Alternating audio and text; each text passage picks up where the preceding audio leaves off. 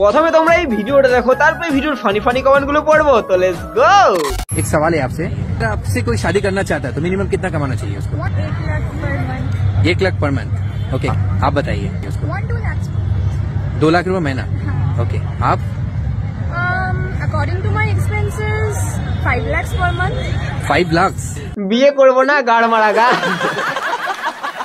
গাড় মারা গা ভাই। शादी करना चाहता है तो मिनिमम कितना कमाना चाहिए? দিদি তোমরা বরং সোনাগাছিতে চলে যাও, ভালো হ্যান্ডেল মেরে ইনকাম করবে। আরে দিদি সোনাগাছিতে হ্যান্ডেল মেরে ইনকাম হয় না, ওইসব করতে হয়। 5 lakhs per month। 500 টাকায় তোদের চেয়ে সুন্দরী সোনাগাছিতে পাওয়া যায়। একদম ঠিক বলেছি দাদা। आपसे कोई शादी करना चाहता है तो मिनिमम कितना कमाना चाहिए उसको? 5 lakhs per month। আয়নায় মুখটা দেখ, 5 লাখ টাকা চাস, 150 দেগা মে। আরে দাদা 150 টাকা অনেক বেশি হয়ে গেল। ও আচ্ছা, সরি, আমি ভেবেছিলাম একজনাকে 150। দাদা 3 জনের কথা বলছে, 50 টাকা করে 3 জনাকে 150।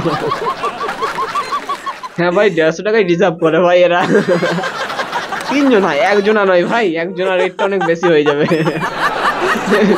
একটা ছুঁচো, একটা কুত্তা, একটা ইঁদুরের মতো মুখ, আগে ফিল্টার লাগা তারপর কথা বলিস। আরে দিদি ভাই যা দিলে একদম সেই লেভেলে। आपसे कोई शादी करना चाहता है तो मिनिमम कितना कमाना चाहिए उसको? 1 lakh per month।